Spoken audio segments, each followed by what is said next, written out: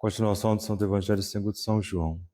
Naquele tempo, disse Jesus às turbas dos judeus: Qual de vós me arguirá de pecado?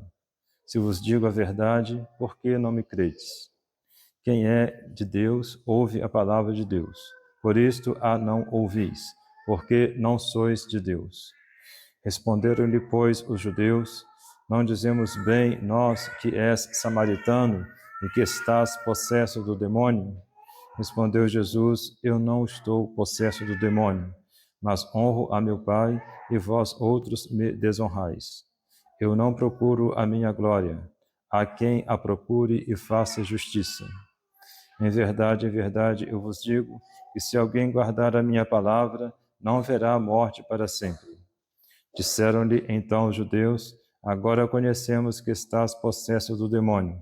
Abraão morreu, assim como os profetas. E tu dizes: Se alguém guardar a minha palavra, não verá a morte para sempre. És, porventura, maior que nosso pai Abraão, que morreu, e os profetas que morreram? Quem pretendes tu ser? Respondeu Jesus: Se eu me glorifico a mim mesmo, nula é minha glória. Quem me glorifica é meu Pai, aquele que dizeis que é vosso Deus. E vós não o conheceis, porém eu o conheço. E se dissesse que o não conheço, seria mentiroso como vós outros. Eu, porém, o conheço e guardo as suas palavras. Abraão, vosso pai, sentiu júbilo, porque havia de ver meu dia. Ele ouviu e alegrou-se. Disseram-lhe então os judeus: Ainda não tens 50 anos e viste Abraão? Respondeu-lhes Jesus: Em verdade, eu vos digo, antes que Abraão fosse, eu sou. Apanharam eles então pedras para lhe atirar, mas Jesus escondeu-se e abandonou o templo. Do Pai, do Filho e do Espírito Santo. Pode sentar-se.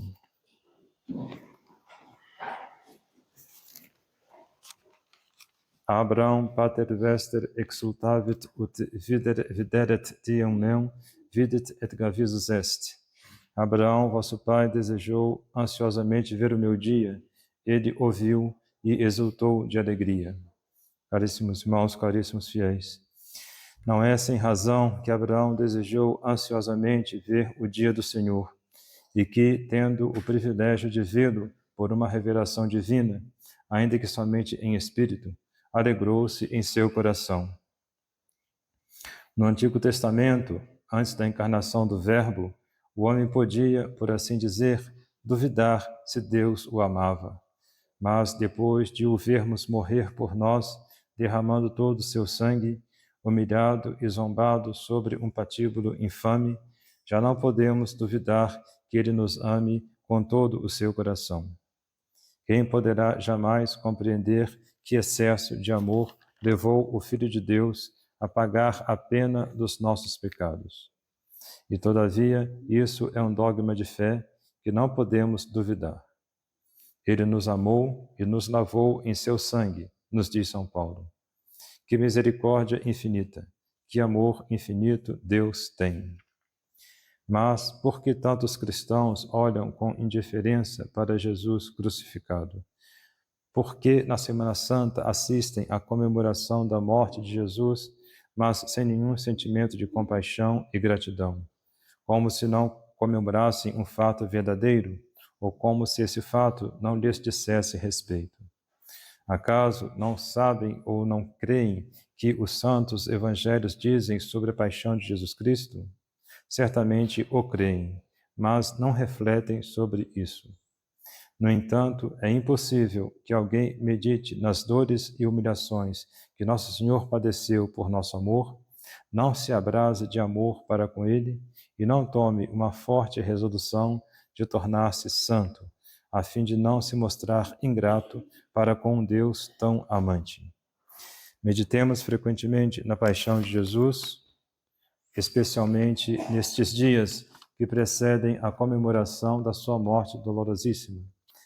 Guiados pelos santos evangelhos, contemplemos com olhos cristãos tudo o que o Salvador sofreu nos principais lugares de seu padecimento, ou seja, no Horto das Oliveiras, na cidade de Jerusalém e no Monte Calvário.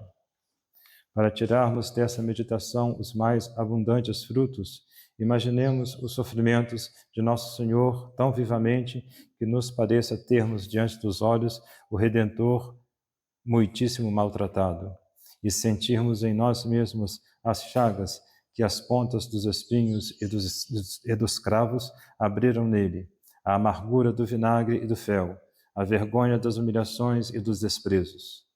À medida que assim meditarmos, repitamos muitas vezes com o apóstolo: tudo isso o Senhor tem feito e sofrido por mim, para me mostrar quanto me ama e para ganhar o meu coração, o meu amor por ele. Ó Senhor, eu me arrependo de vos haver ofendido. Só vós sois onipotente.